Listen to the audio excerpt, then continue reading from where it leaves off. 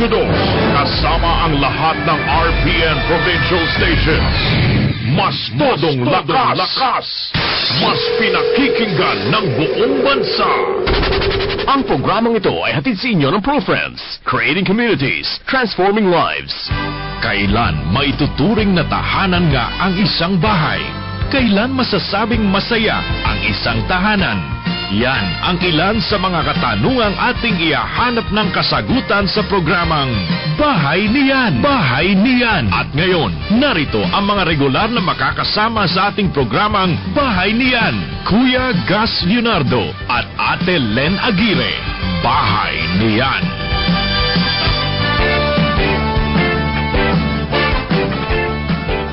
Magandang araw sa lahat ng ating mga tagapakinig.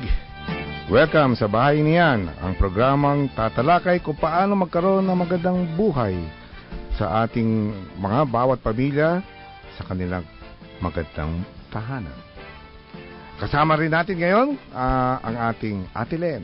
Magandang araw, Kuya Gus, at syempre sa lahat po nating mga tagapakinig, sa mga magulang na laging nakasubaybay. At ngayong araw na ito, isa na namang makabuluhang pagtalakay at mga usapan na ating gagawin. May kaugnayan yan para tayo magkaroon ng magandang buhay sa ating bahay. Ate Len, noong isang linggo, napakaganda ng ating talakayan. Napag-usapan natin paano maging ang isang bahay ay isang maging tahanan, ano? Sa pamamagitan po yan ni Gian at saka ni Joy. Oo, ganda ng Joy ating Soto. Yan. Alam mo ang isang maganda doon, Kuya Gus, yung sa isang bahay na mayroong rules. Tapos pag na-break mo yung rules na yun, may katapat na parusa. Parang wala yun. At saka lahat ng kanilang ginagawa ay nakaugat, nakaangkla sa isang sa turo at aral ng Panginoon. Yes, meron lagi silang time para magdasal. Tapos doon mo lang makikita na yung may kayang pamilya na kagaya nila. Akala mo na nakasentro sa gadget, sa yung buhay ng mga anak, pero sa kanila hindi. Tama yan. Meron mga 10 buwan yata na hindi pinahawak ng gadget yung anak dahil yun ang parusa sa kanya, no? Maganda yun. At ngayon, ngayong araw na to, pag-usapan muna natin pag-uusapan natin ngayong araw na ito, yung pagkakaroon ng matibay na relasyon ng magulang at anak ay nakadepende sa panahong iniukol ng bawat membro ng pamilya sa isa't isa. At para tulungan po tayong pag-usapan yan, kasama natin si Mr. James Franco, isa po siyang life coach. Magandang tanghali po, Sir James. Magandang tanghali po sa inyo dalawa, Sir Gus, Miss Len. Magandang araw sa iyo.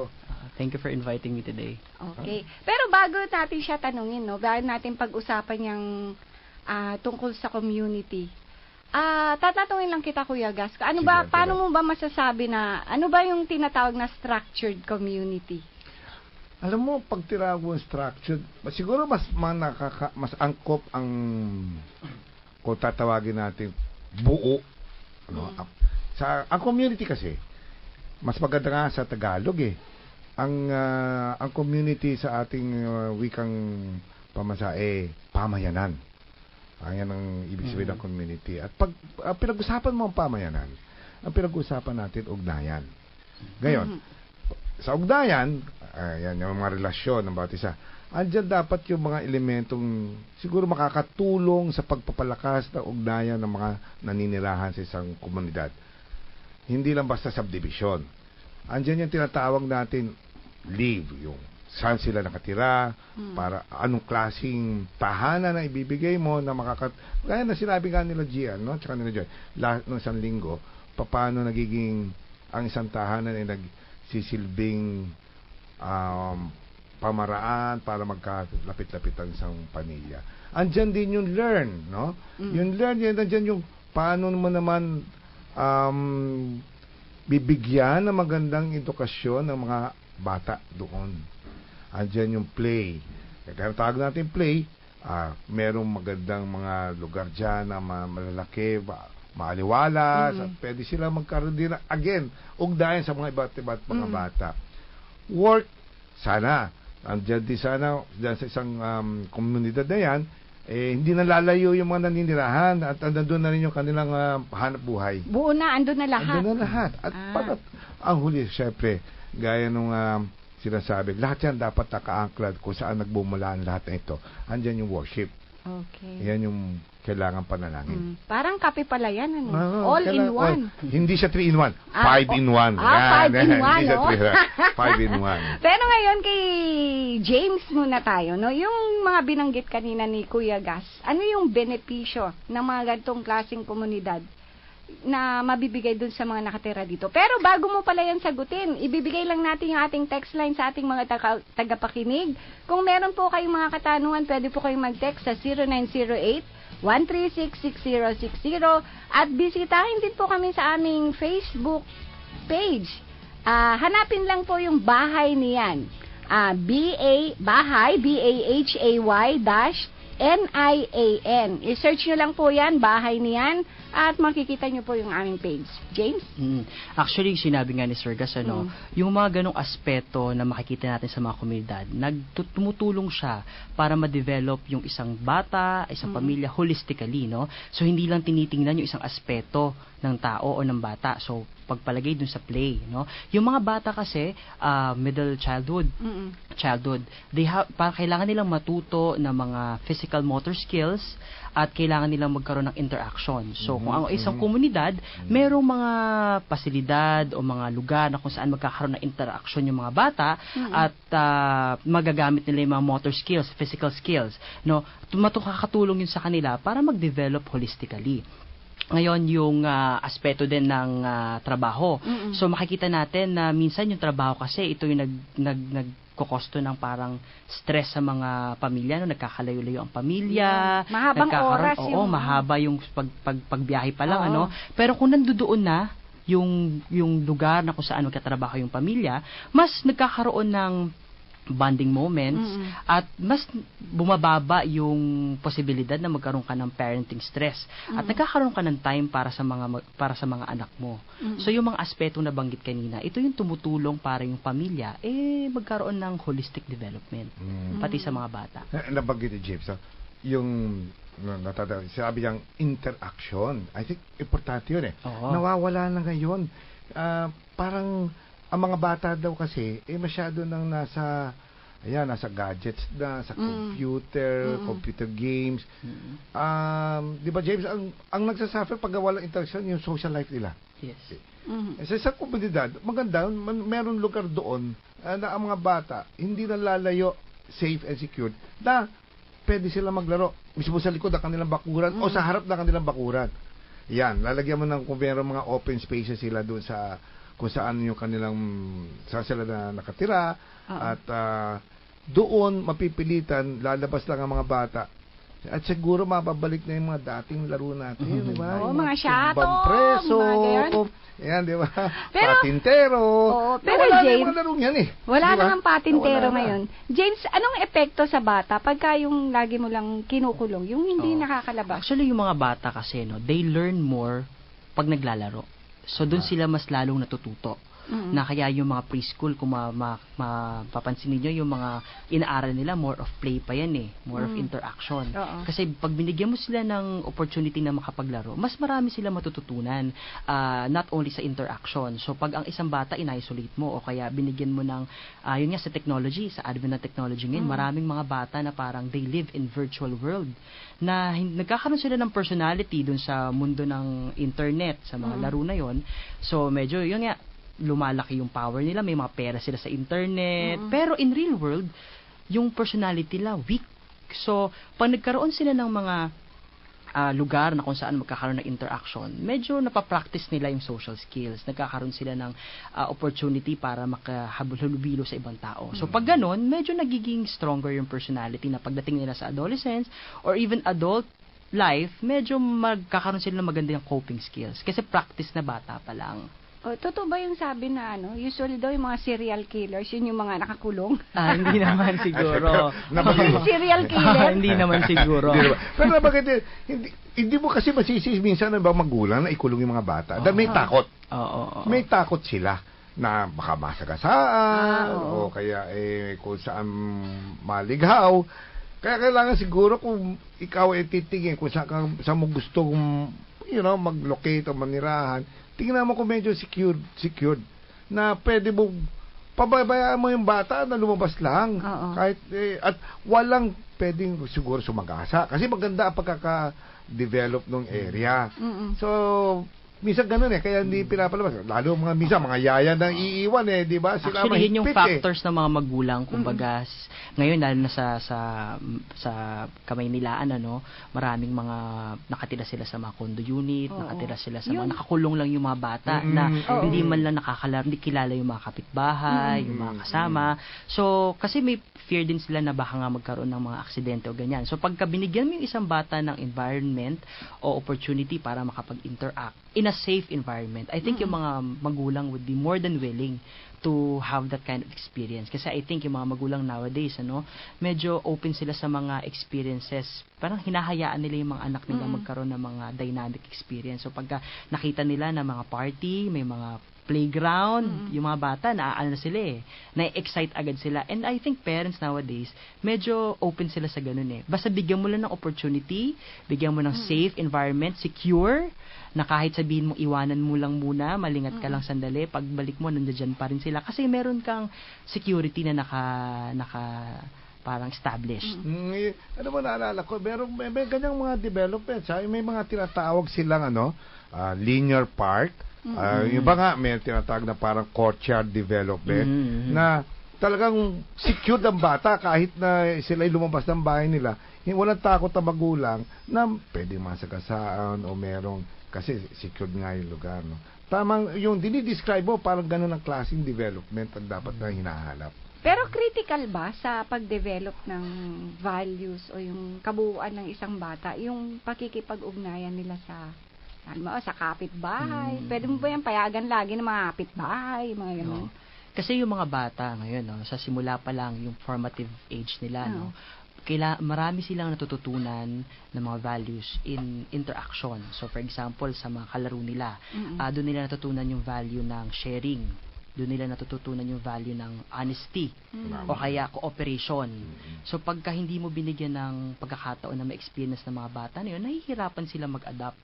So, pagka ang isang komunidad very open, kumbaga yung mga kapitbahay they interact well. So, nade-develop yung mga values which are important in becoming socially aware and nakaka-adapt properly.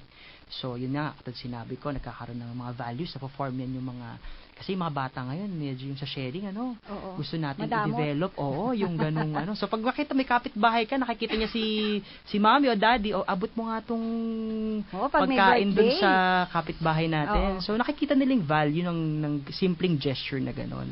Pero siguro mahalaga din, yung nangangapit bahay, yung tinatawag na, alam mo yung feeling na secured ka kahit wala ka sa bahay. Pagka yung kapitbahay mo maganda mong pinakisamahan, di ba? Nagiging maganda yung ugnayan ng mga magkakapitbahay. Meron may nagtatanong. Sige, Kuya Gas. Sa'yo na yan. Professor James, may nagtanong po mula sa Las Piñas, ni Nita de Guzman. Ang tanong niya, papaano po magpalaki ng batang confident yung hindi mahiyain? Yan. Ako. Una po sa lahat, tulong ang isang komunidad para maging una po sa lahat, dapat pinibigyan mo yung bata ng parang pagka nagkamali siya, Kasi ang mga bata, alam mo, malikot yung mga bata, nagkakamali. May ibang magulang, pagka nagkamali yung bata, iba yung way nila of correcting the kid. So, papagalitan, ikaw talagang bata ka, ang kulit-kulit mo, hindi ka na natuto, ganyan. So, ganun yung way ng pagko-correct sa bata. Pero pag ang bata, kinausap mo in a way na, anak, mali yung ginawa mo, pero hindi sabihin, bad boy ka.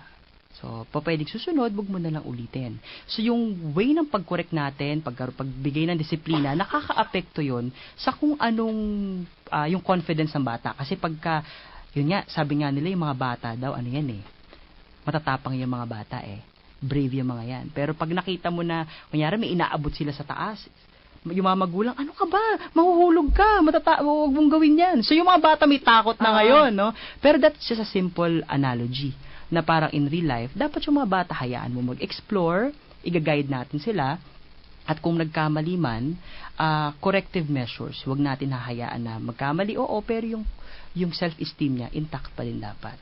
Kasi pagka ang bata, binigyan mo ng parang nagkaroon ng punishment na hindi appropriate sa ginawa niya, baka yung bata bumaba ang kumpiyansa sa sarili. Oo, parang yung sabi mo kanina, wag mo mahuhulog ka, tapos nahulog, pinalo mo pa, parang doble parang sakit, ganon. di ba? Pwede mong hayaan siya, pero sasalo ka lang dun sa ano. Yes. Anak, kaya mo yan, abutin mo, ha? Pero dito lang si tatay. So, parang binibuild mo yung confidence ng bata. Kung mahulog man, anak, susunod kasi, dapat ganito gagawin mo. Pag malaki ka na, pag matangkad ka na, mas maaabot mo na yan. So, iba yung approach ng mga magulang. Nagkakaroon ng epekto yun sa confidence ng bata. Kuya Gas, mamaya, pag-usapan, marami pa tayong pag-uusapan, pero magbre-break muna tayo. Ang oras po natin, 12:47 na po ng hapon. Kayo'y nakikinig sa Bahay Niyan sa DWIZ. Hindi hayop, hindi bagay, hindi siya ordinaryo. Ang malalayo, nalalapit sa'yo. Ang kulang, kinukumpleto. Ang mahal sa bulsa, ginagawang abot kaya. At ang pangarap, ginagawang totoo. Ano ito? ProFriends! At ProFriends, we don't just build affordable houses, we create complete communities. ProFriends provides what you and your family need so you can spend more quality time enjoying life at home. Visit our developments in Cavite, Quezon City, Pampanga, and Iloilo. For more information, check our website at profriends.com or call 491-7700. ProFriends, creating communities, transforming lives. Ito ang DWIZ 882 at RPN Provincial Stations. Mas pinalakas, pinalakas, pinalakas. Kayo'y nakikinig sa Bahay Niyan sa DWIZ.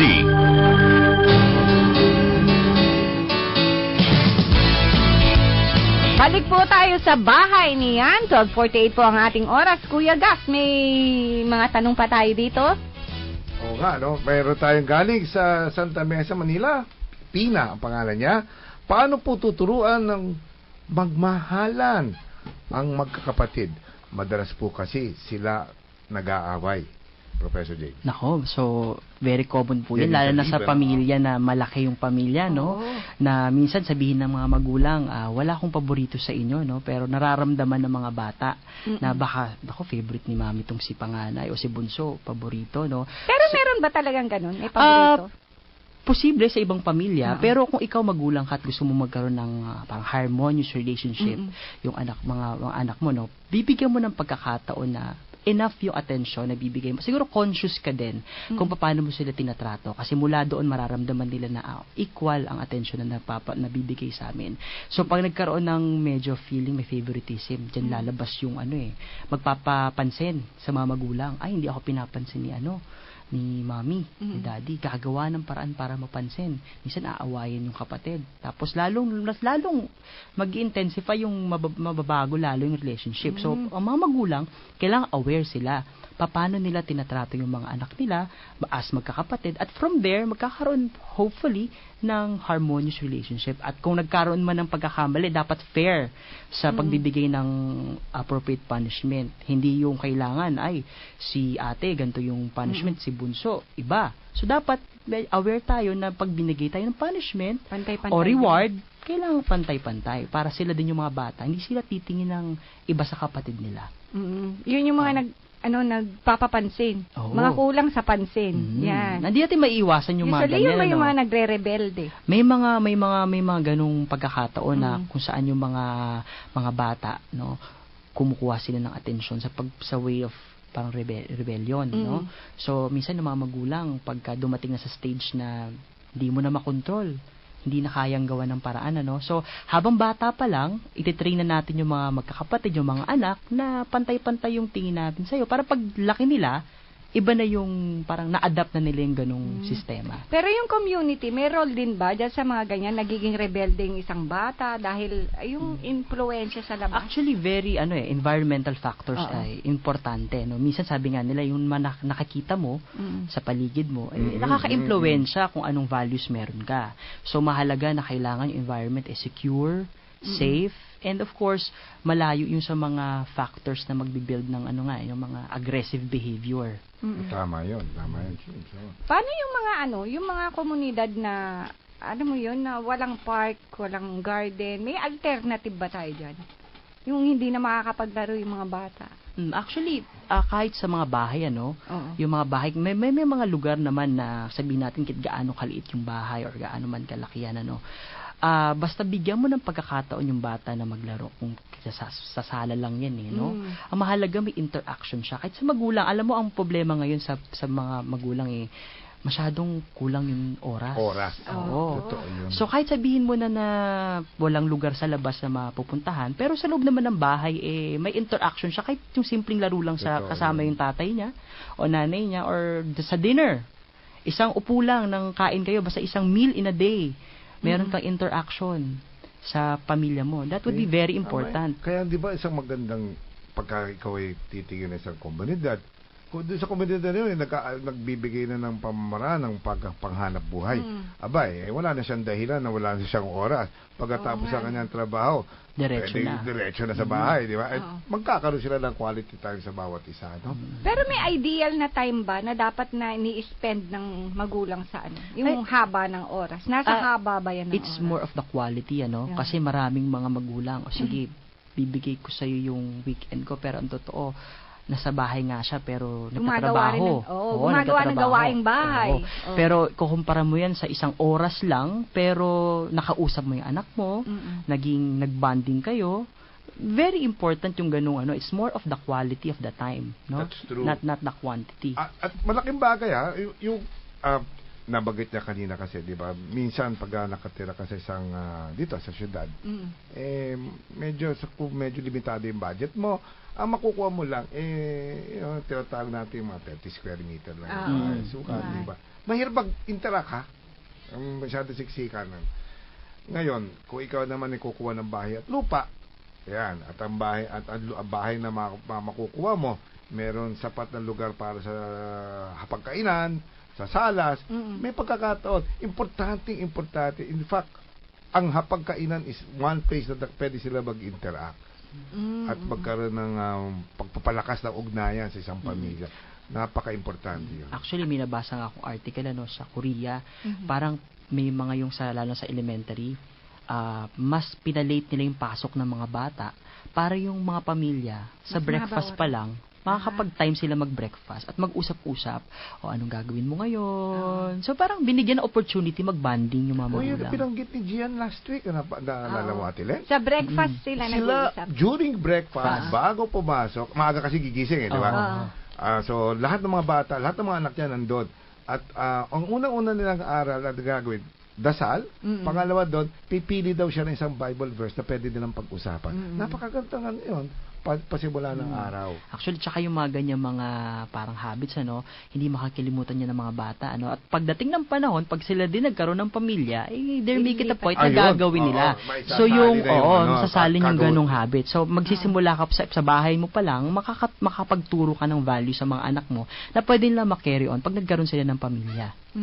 Maganda yun.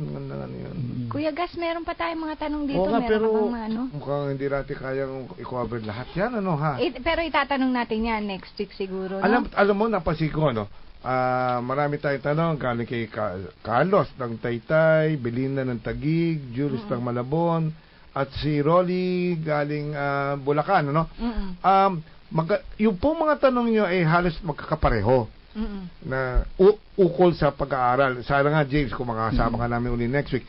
Kasi, ang pinag-uusapan ngayon dito, ang hinahanap mo sa komunidad, which is yung edukasyon, ang value formation, yung mga ganyan. Yung mga tanong nila well, sa iyo palanaw, James, paano kayang makaka-contribute ang isang komunidad sa pagforma ng values, ng paninindigan ng bawat bata? Actually, meron tayong tinatawag formative community, So, ito yung meron tayong mga komunidad ngayon na meron mga projects. Simpleng proyekto lang na magtuturo, for example, kahit yung mga bata mag-clean up drive sa barangay nila. So makikita mo na how to take care of the environment. So meron naman tayong mga komunidad, magtataka ka, merong mga sa isang gilid may sumasay, may nagzuzumba, sa komunidad nila. Anong tinuturo nun? healthy living. Na kahit during the week, kain ka ng kain, pero may time ka pa rin dapat for your healthy living. So, may mga komunidad na nagtuturo ng ganung value. So, pag nakita ng mga bata yan, magkakaroon sila ng idea. Alam mo, may nakita akong eskwela sa Cavite. Akala ko nung una, laki-laki, hindi naman siya trash can, hindi trash container.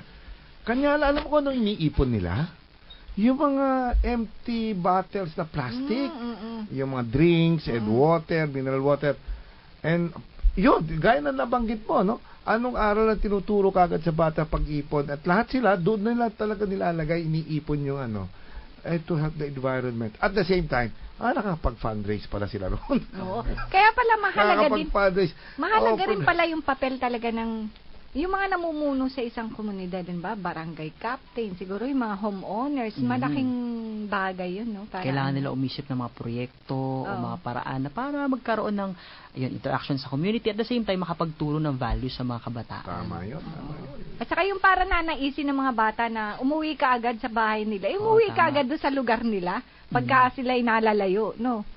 Kasi may mga activities. Tama. Kasi itong activities na to, no, sabihin naman natin na hindi nila parang hinihingi, pero available sa community, they will avail those projects.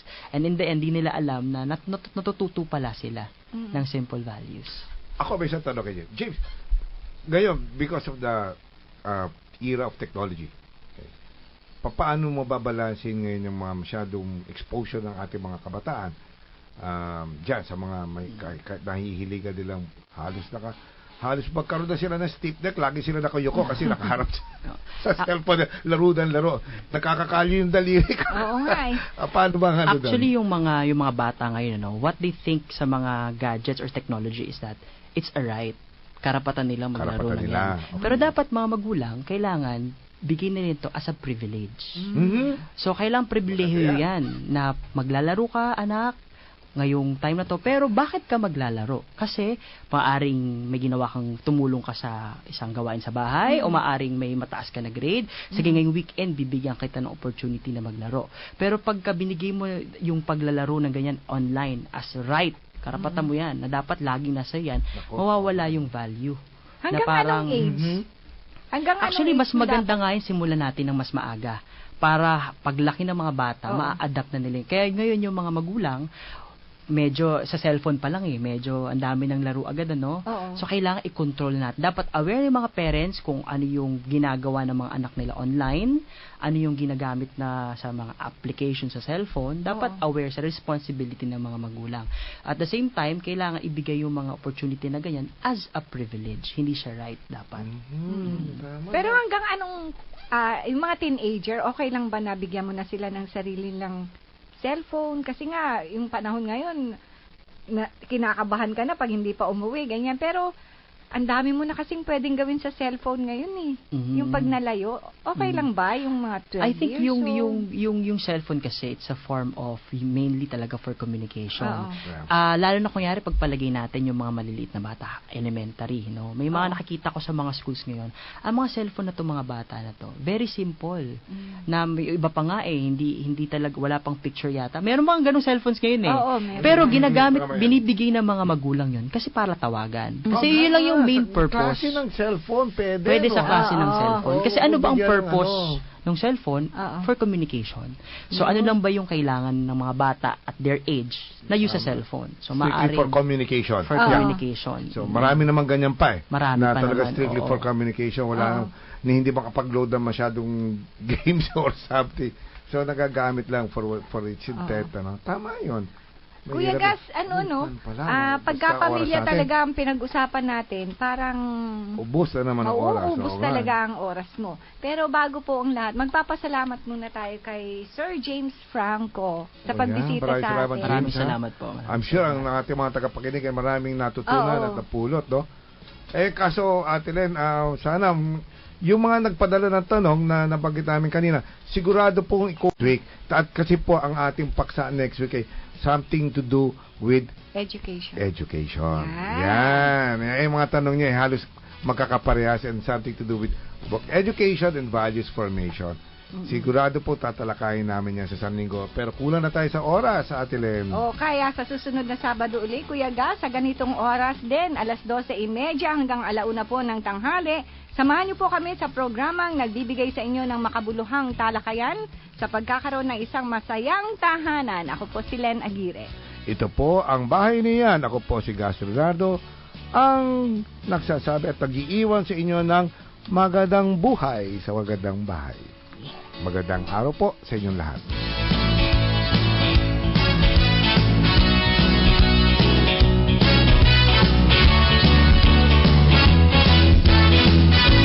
Ang programang ito ay inihatid sa inyo ng ProFriends, Creating Communities, Transforming Lives.